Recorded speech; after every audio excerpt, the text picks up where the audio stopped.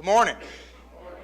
If you want to turn your Bibles, you can go ahead and start turning to Hebrews chapter 11. We're going to come out of Hebrews chapter 11 today. But before we get to Hebrews 11, I want you to imagine you're on an airplane. Now, I know all of you love to fly, so you're on a great big airplane, planes flying across, and all of a sudden, the flight attendants start walking down, and they get to each row. You're about the fourth row back. And they get to each row and they go, "Is anybody on this row a pilot?" And you think, "I'm not a pilot." They go to the next row. "Is anybody on this row a pilot?" Well, now you're the third row back and you're figuring out something must have happened, right? Why else would they want to know if there's a pilot? And so guess what you start doing? You start listening.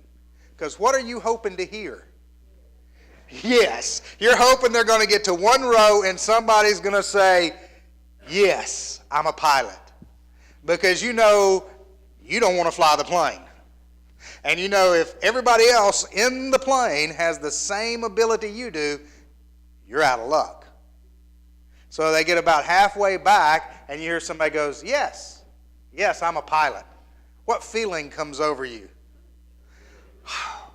And this person walks up, dressed just like you are, and heads toward the cockpit. And isn't it not amazing that you would automatically have faith? You would automatically believe that this person could land this plane simply because when the flight attendant said, "Are you a pilot?" they said, "Yes," and they walked up there with confidence. They've done nothing to prove to you that they are a pilot. They're not showing their license. They're not doing anything. They didn't give a resume. In fact, nobody asked for one. "We need a pilot. You said yes. Get up in the cockpit." Isn't it amazing how sometimes when we're faced with certain disaster, having faith comes easy? I mean, having faith when you have no options comes easy. We get to the hospital, and the doctor says, "Well, we've done some tests and I need to get you news." Well, we start praying. And we have faith that God's going to make it turn out all right. And we believe that because we have what? No options. There is no control we have over the situation. There's nothing we can do, and there's no way we can handle it. And so we have faith. And we a lot of times will go for the definition of faith to Hebrews chapter 11 and verse 1. Now faith is the assurance of things hoped for and the conviction of things not seen. So faith is the assurance of things that we hope for and the belief or the conviction in things we don't see. And it's kind of like that pilot walking down the aisle. You are having faith in something that you hoped for. You hoped that there was a pilot on the plane. And you have a conviction that he's going to land the plane because he said he was a pilot, even though you've seen no evidence. But I really want to go to one other verse, because I think that's a great verse for the definition of faith, especially when we're facing big things, when we're facing huge things, when we have no options in our mind to control anything. You know, faith is one of the most important things or words in the New Testament. It's also something that without which it's impossible to please God. Faith distinguishes between the person who is just doing good things and the person who is being God's person. There are a lot of people in the world who do good things for no religious reason. They do good works. But the thing that distinguishes somebody who just does good things and somebody who is God's person is this faith, this belief in God. And it's not just a belief in God, though, at the big times. In fact, sometimes it's harder to believe in God every single day.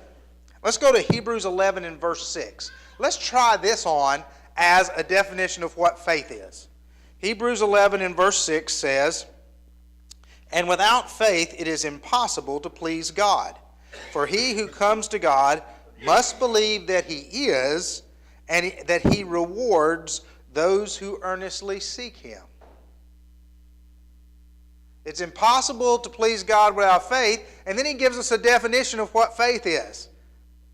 A belief that God exists and a belief that God rewards those people who earnestly seek him.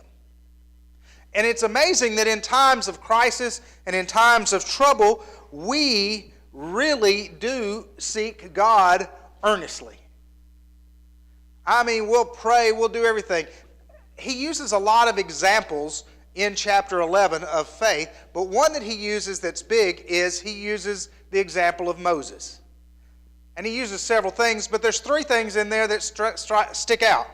The first, his mom's faith was when Moses was put in a basket and put in the river. She had faith that God would protect her baby. What other options did she have? If she tried to keep her baby, what was going to happen? They were going to kill it. All right? If she tried to give her baby away, somebody's going to tell. She really had zero options, so she took the only path and said, I'm putting this in God's hands. The second is when the first Passover came. And God said, I'm going to kill every firstborn unless there's blood on the doorpost. And so Moses gets people to paint blood on the doorpost, which doesn't seem to make a whole lot of sense. But really, they had faith because they had no options. Paint the blood or your child dies. Well, I'll get out there and paint the blood. Would you not? If you were told, if you don't paint blood on the doorpost, your firstborn's going to die, how many of you would go out and paint blood on the doorpost just to make sure, just to make sure? You have no options. You're going to have faith. He mentions the Red Sea. That's got to be a weird feeling to walk across the bed of a sea or a lake with huge walls of water on either side of you just sitting there. And you don't know when they're going to decide to go back. But they all went right down into the sea. The sea opened, and guess what? They all went right into the sea. Why? Well, there was an army behind them. And the army wanted to kill them. They had no options. You see, when we have no options, when things are completely beyond our control, it's easy to have faith. And so Moses had faith and the Israelites had faith. With the blood, with the sea, with a lot of things they did, but then they get into the wilderness and it becomes a different story. When we go into the Old Testament and we see Moses and the Israelites there, they had the faith, they had the same faith as Moses, or at least seemed to, when they painted the blood. They had the same faith as Moses, or they seemed to, when they went down through the sea. When it was the big things, faith wasn't a big deal. But when they got out in the wilderness and got hungry, what happened? Now their faith started to waver, didn't it? Their faith started to get a little rough. When they didn't have enough water, their faith started to get a little rough. In fact, you can back up in Hebrews to chapter 3, and the writer says that group of people, that group of Israelites, ended up perishing in the desert because they were disobedient. What was their disobedience? It was not believing that God was going to take care of them. That was their disobedience. And I'm a little bit like those Israelites. You may be too. Because I find my faith in the big things, in the times when I have no options, is much easier to come by. It's much easier to kneel in prayer. It's much easier when I've hit rock bottom. It's much easier when things are beyond my control. It's not as easy every day to have faith when things just aren't going my way. It's not as easy every day to believe that God's going to take care of the little things in my life, that God's going to help me get along better with my family, that God's going to help me get along better with my coworkers, that God's going to smooth things out for me. It's not as easy for me to believe that every day. In fact, how many of you are like me? And sometimes you get home and you go, it's just been the worst day. It's just been a horrible day. And somebody says, well, what was so bad? And you start listing the things, and really, there wasn't anything big. It was just a bunch of little things that added up, and by the end of the day, all these little things have made you completely miserable, and you've had a rotten day. Isn't it interesting how little things can overwhelm us like that and it can destroy our faith? Well, I think that's because we stop with part A of Hebrews 11:6. Faith is believing that God exists. And then we stop. That's not faith. Faith is not just believing that God exists. That's half of it. You're halfway to faith if you believe God exists. Look at part B of that verse, Hebrews 11:6. You believe that God exists, and then you believe God rewards those who earnestly seek Him. He rewards those who really look for Him, who hunt for Him. And if you look for Him, God's promised that you will find Him. The Israelites' problem was that God was all around them while they were in the wilderness, but they never looked for Him. When they had their little problems, they were never looking toward Him. They were never looking for Him. They were never seeking Him. They wanted God to hunt them, not them to hunt God. Now I'll tell you a little story about how I got so lucky to marry above myself. You see, I don't think she was all that interested in me, but I started hunting her. And so one night when I was just really trying to, kind of catch her, and I didn't feel like she was paying much attention, and I knew that there was a certain sticker on the back of her truck. And I'm driving by Kroger. I had no intention to go to Kroger, but I'm driving by, and I see the truck, and I see that sticker. I said, ooh, Sheridan's in Kroger. So I wheel into Kroger, and I pull in, and I get a little grocery cart. And I think, what would be the most pathetic-looking food that you could put in a grocery cart that would make somebody feel sorry for you? So I got like the cheapest cardboard pizza that you would ever find. I got the cheapest cereal. I just got this measly looking assortment. Some ramen noodles, just throw all this stuff in there. And then I just start walking down and I'm glancing down each aisle so that I can bump into her. And I wheel around the corner and there she is talking to somebody and, oh, hi. And she looks at my cart and she's like, oh, that's sad. And she says, well, do you have dinner plans tonight? Bingo, it worked. Now I do. What was I doing? Well, I was seeking her, wasn't I?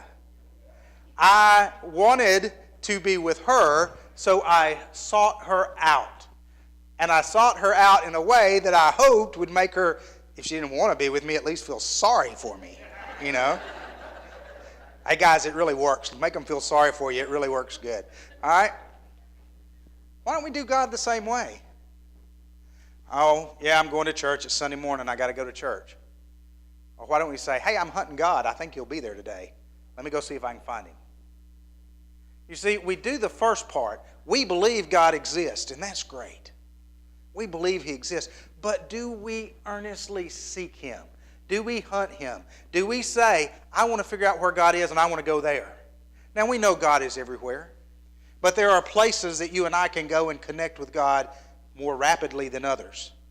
Do we seek those opportunities out?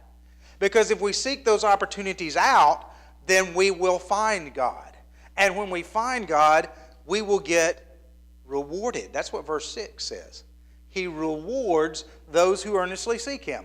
So in the midst of these little bad things that are going on, why am I not looking for God in the middle of that storm that blows the tree? Why am I not looking for God in the middle of all of that stuff that goes on and saying, God, I know you're here somewhere and I want to find you. I want to find you because I want the reward that comes from finding you. Now, let's be careful. I'm not preaching that once you find God, it's all roses and daffodils, okay? It's not going to be like that. In fact, sometimes when you find God, it gets harder. The Israelites found God. He went before them in a cloud. He went before them in the fire. He did all this stuff for them. But they still got hungry, didn't they? And they still got thirsty. And they still had things that they had to do and they had to face. In fact, let's look at verses 32 through 40 of Hebrews chapter 11. He's going to list some of these folks who got rewarded for finding God, okay? They got rewarded by faith.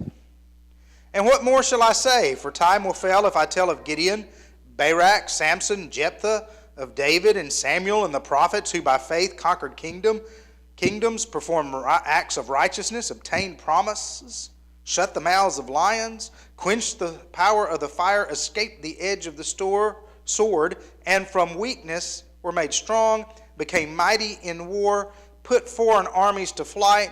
Women received back their dead by resurrection, and others were tortured, not accepting their release, so that they might obtain a better resurrection. We'll pause there for just a minute. That all sounds good, doesn't it? Look at all the good things that happened to those people who were rewarded. But then listen to this part. Others experienced mockings, scourgings, yes, also chains and imprisonment. They were stoned, they were sawn in two, they were tempted, they were put to death by the sword. They went about in sheepskins and in goatskins, being destitute, afflicted, and ill-treated, men of whom this world was not worthy, wandering in deserts and mountains and caves and holes in the ground. Well, that doesn't sound like much of a reward. God, I'm going to hunt for you and I'm going to find you. Great, you found me. Now I'm going to put you in the desert. God, I'm going to hunt for you and I'm going to find you. Hey, you found me. Now I'm going to let you be sawn in two. And God, that doesn't sound like a reward. That doesn't sound fun. You see, we get caught up in faith being the answer to this life.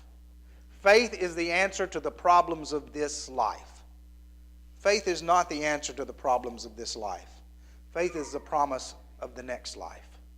You see, I believe in God not because of what God's going to do for me here.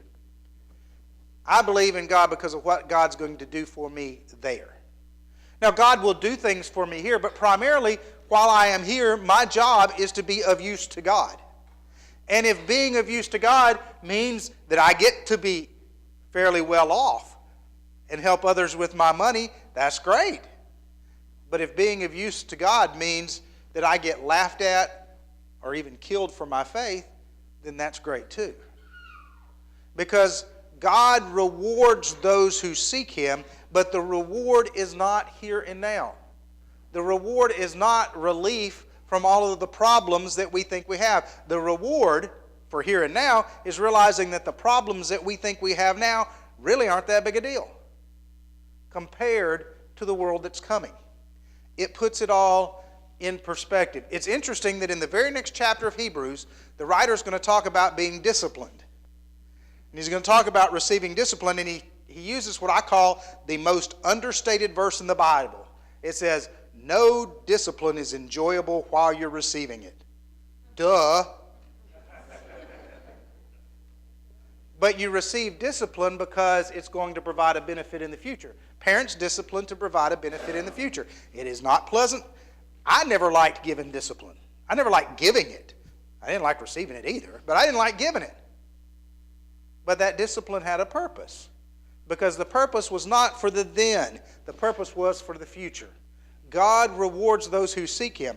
Back up in Hebrews chapter 11 to verses 13 through 16. He rewards us with something different.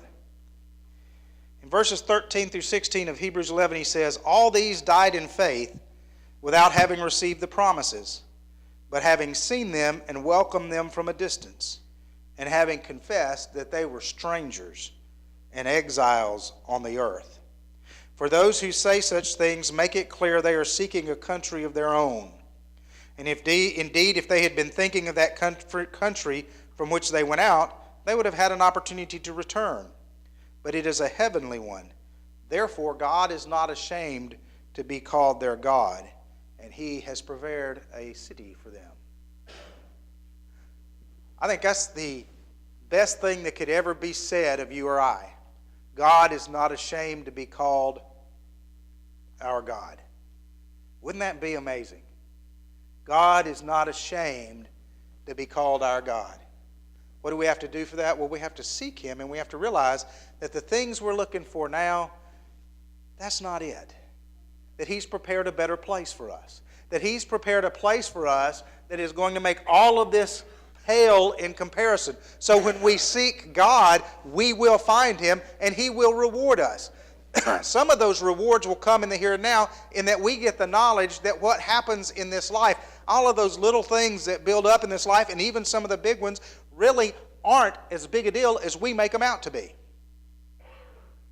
Because what we have coming is so much better than anything we can imagine, and it changes our complete perspective on our day. Okay, let me tell you this. You have a day, and every little thing that irritates you. You got a list of those little things that just irritate you? Yeah, I do. Irritates me when the dogs don't do their business when I take them out. That just irritates me. I get mad. I'm supposed to do what I tell them on command. It irritates me when I got to go clean the chicken house out. I don't like that. That's not my favorite. So that's why Sheridan does it most of the time, because she's good like that. It irritates me when the cats don't do what I want. And if you've ever known a cat, they never do what you want, so I get irritated a lot. It irritates me when I go to work and I've worked really hard on something and somebody kind of puts it down and acts like it's no big deal. All of these things irritate me, you know. But if we get a perspective from God, then we start looking at those things and we can almost laugh at them. We can almost be like, well, that's, you know, that used to irritate me, but now it's just kind of funny. Now it's just kind of humorous. And our perspective begins to change, and our day, no matter what it holds, our day becomes more pleasant. You see, the reward we get here and now is peace and contentment with the here and now. And we get peace and contentment with the here and now because we know what is going to happen there. 30 years ago, right at 30 years ago, I was working with a church, and it was my very first time to be in the room with somebody when they died. And that's a different experience. If that's not something you have done, it's a different experience.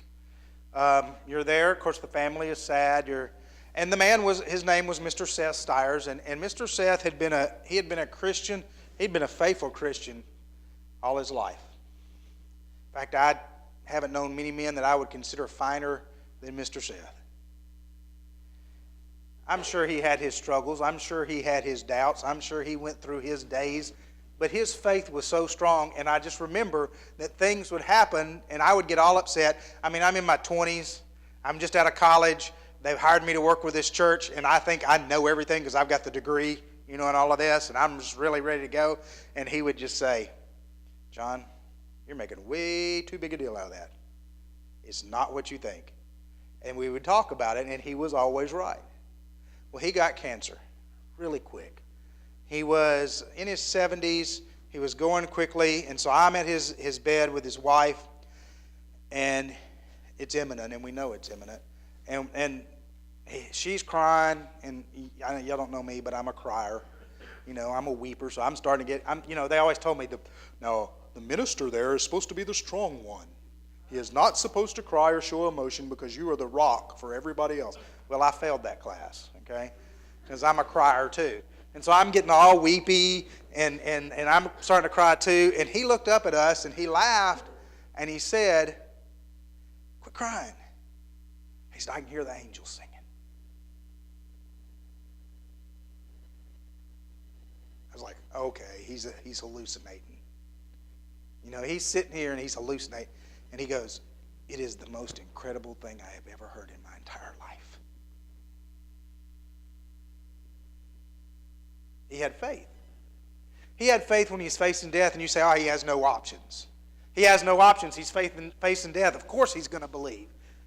No, I think he was rewarded for the faith he had had in life. The faith in the big things and the little things. And so when he was facing that final transition, God rewarded him. Gave him a glimpse. Let him hear the other side. Let him see that what he was going to had been worth everything he had gone through. There is not a single one of us that when we glimpse the other side in heaven will think we went through too much to get there. If we seek God, he will reward us. He will reward us with heaven, and we know and we count on that. But that reward with heaven gives us a reward now, which is peace and contentment, no matter what the world throws at us, because our God is taking us there. I can do what's here because my God is taking me there. Faith is looking for God so that He can tell me that again and again and again, because I'm hard-headed. I need reminded. Hebrews is the same book that says, don't quit gathering together with each other, but come together all the more. Come together even more as you think the day's getting close. Why? We come here to remind each other as we seek God that what we do is worth it, because seeking Him pays a reward. I know that there's a lot of preaching now that talks about the here and now and what we get in the here and now. And I'm not discounting the fact that we get stuff in the here and now. But if we focus on that, Paul says in 1 Corinthians, we of all people ought to be pitied. We don't focus on the here and now. We focus on the what's to come. We get benefit here and now. But heaven is the reward. And God says, if you look for me, you will find me, and I will give you heaven. And then we get to hear the angels sing. You see, faith is believing that God exists, and then faith is earnestly seeking for Him. He won't hide from us. If we start looking, we'll find Him. And when we find Him, He will reward us. You can start, if you haven't, your journey of seeking for God anywhere you want to. It doesn't matter where you are. People have found God in some of the most ridiculous places you could ever imagine. In fact, I would imagine more people have met God for the first time outside the church walls than inside the church walls. However, He's here. The Bible says where there are 2 or 3 of us gathered together, Jesus is in our midst and God is with us. He's here. He's with us today. He loves you, and He wants to give you everything.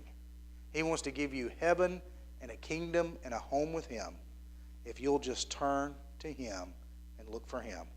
If you're looking for Him and you want to start your journey today, just come while we stand and sing.